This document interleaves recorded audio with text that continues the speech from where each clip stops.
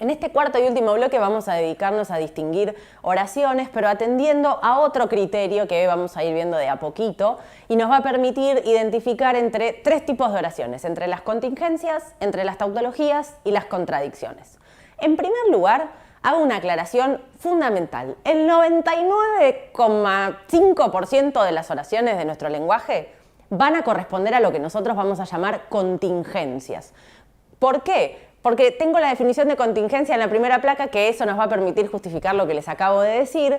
Las contingencias son oraciones que pueden resultar verdaderas o falsas según sea el caso. ¿Por qué decimos esto? Porque la verdad o la falsedad de las contingencias no depende de su estructura, sino que está determinada por el contenido de la oración. Cuando nosotros formulamos oraciones, esas oraciones se refieren en general, a cosas que existen por fuera del ámbito del lenguaje y para las cuales nosotros tenemos que servirnos de la experiencia o del contenido de lo que está formulado en nuestro lenguaje para ver si efectivamente sucede o no sucede en la realidad. Entonces, las contingencias van a ser aquellas oraciones para las cuales la manera en la que yo determino su verdad o falsedad tiene que ser una manera extralingüística, es decir, no me alcanza con la oración tal como es para determinar si es verdadera o falsa. Fijémonos los ejemplos que yo listé a continuación. Dice, Francisco es hincha de Racing. ¿Esta oración es verdadera o es falsa? En primer lugar, podríamos decir, según la clasificación vista, que es una oración singular. Se refiere a un individuo, a una entidad en particular, en este caso Francisco, de quien se predica que es hincha de Racing. Bueno, si yo lo ubico al Francisco del cual estoy predicando esto y sé que es hincha de Racing, la oración es verdadera. Si lo ubico y me dice que no es de Racing, la oración resultará falsa. Pero en principio, cualquier persona que lea esta oración no puede determinar a priori si es verdadera o es falsa. Lo mismo pasa con Viedma es la capital de la Argentina.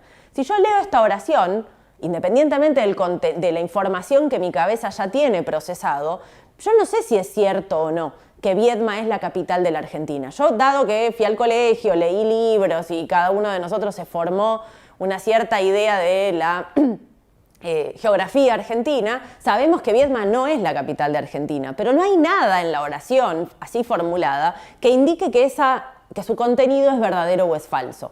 Lo mismo pasa con la oración si este gato maulla, entonces su dueña lo alimenta, o con el oro es valioso en América o en Europa. Fíjense que podemos clasificar todas estas oraciones en función de los contenidos que estuvimos viendo en el primero, en el segundo y en el tercer bloque trabajado anteriormente, ¿no? Pero insisto, las contingencias van a ser oraciones cuyo valor de verdad no se puede determinar por sí mismo, sino que me demanda una referencia a la experiencia, es decir, a los hechos, para saber si son verdaderas o son falsas. Esto no va a pasar con las tautologías y con las contradicciones. ¿Por qué? Fíjense que es una tautología. Una tautología es una oración verdadera en cualquier circunstancia. Las tautologías son oraciones necesariamente verdaderas. Son oraciones verdaderas no por su contenido, sino por su forma o su estructura lógica. Forma o estructura lógica que está dada justamente por las expresiones lógicas. Las tautologías son enunciados, oraciones necesariamente verdaderos, enunciados que siempre son verdaderos. Y lo son no por lo que afirman, por su contenido, sino por la estructura, por la forma que las expresiones lógicas le determina y las obliga a volverse verdaderas. ¿Por qué? Pensemos qué pasa con estos ejemplos. Este perro es un perro. Si yo afirmo que algo tiene una determinada propiedad y lo vuelvo a afirmar a continuación y planteo si es perro, entonces es perro, estoy ante un enunciado que siempre es verdadero. Hable de un perro, de este, del tuyo, del mío, de cualquier perro. Si esto es un perro, entonces es un perro. No hay manera de que esa estructura tenga un contenido falso, ¿sí? Porque es la estructura la que determina ese valor de verdad. ¿Llueve o no llueve? Yo puedo estar encerrada en un cubículo sin ver la luz del sol, sin ver la luz del día, y si alguien me dice llueve o no llueve, yo sé que ese enunciado es verdadero. ¿Por qué? Porque necesariamente llueve o no llueve, dado que no puede llover y no llover. Entonces, en esa alternativa, yo lo que hago es plantear un enunciado necesariamente verdadero, independientemente de si afuera hay sol, nieva o hay un tsunami. Yo sé que la oración llueve o no llueve es necesariamente verdadera, por ende es una tautología. No es cierto que me gané la lotería y que no me la gané.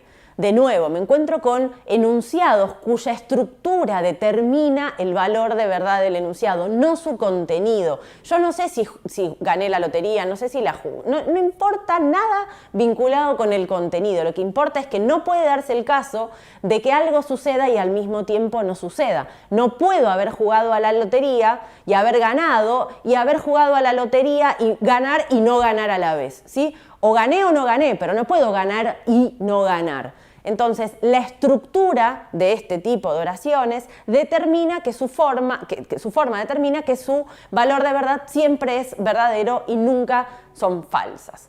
Por el contrario, la tercera manera de caracterizar las oraciones es la de a través de reconocer las contradicciones. Las contradicciones son oraciones necesariamente falsas, son la negación de las tautologías. Si las tautologías eran siempre verdaderas por su forma, si yo niego una tautología, lo vimos en el bloque anterior, si niego una tautología, le invierto el valor de verdad, obtengo oraciones necesariamente falsas. Fíjense, las contradicciones son oraciones falsas en cualquier circunstancia. Son oraciones necesariamente falsas. Son oraciones falsas no por su contenido, sino por su forma, que está dada por la estructura, por las expresiones lógicas que determinan su estructura. Ejemplos de esto son los siguientes: llueve y no llueve. De nuevo, no tengo idea de cómo está afuera. Lo que yo sé es que es falso que ahora llueve y no llueve. ¿Por qué? Porque no puede llover y no llover al mismo tiempo. O bien llueve o bien no llueve, pero no puede llover y no llover a la vez. Lo mismo con el enunciado que teníamos antes. Este perro no es un perro. Si estoy afirmando que algo tiene una determinada propiedad e inmediatamente lo niego, yo sé que esa oración resulta ser falsa, más allá de a qué se refiera su contenido en particular. Finalmente, no es cierto que Diana va a venir o no va a venir, también es un caso más de una contradicción de una oración necesariamente falsa. Cuando digo necesariamente falso, cuando hago una referencia a la necesariedad,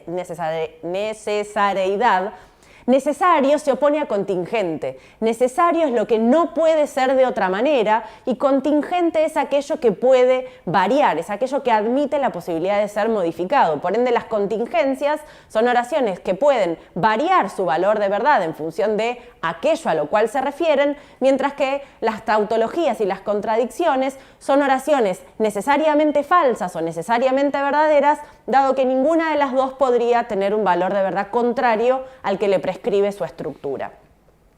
Bien, yo les sugiero a todos y a todas que lean el material, que avancen en las clasificaciones, en las explicaciones. Presentado tan brevemente en los videos puede parecer mucho y un poco complicado, pero si ustedes tienen los textos a mano van a ver que acompañarlos con esta serie de bloques y de tutorías se va a facilitar la comprensión. No se olviden de que tienen un material con ejercicios, tienen el link a los ejercicios y a la parte de los trabajos donde ustedes tienen un montón de materiales para poner en práctica todo esto que estuvimos viendo y les van a venir súper bien para estar bien preparados de cara a los parciales. Básicamente lo que hace a esta caracterización de los tipos de oraciones, ustedes deberían poder reconocerlas y poder armar todo este tipo de oraciones, pero para eso tienen que comprender bien las características de cada uno de ellos. Así que como les decía ayer, lean los materiales y cualquier duda que tengan, está el foro a disposición de ustedes para resolver preguntas y contestarle las dudas para que ustedes avancen sin ningún problema. Yo me despido y nos vemos en otra tutoría en vivo de Introducción al Pensamiento Científico.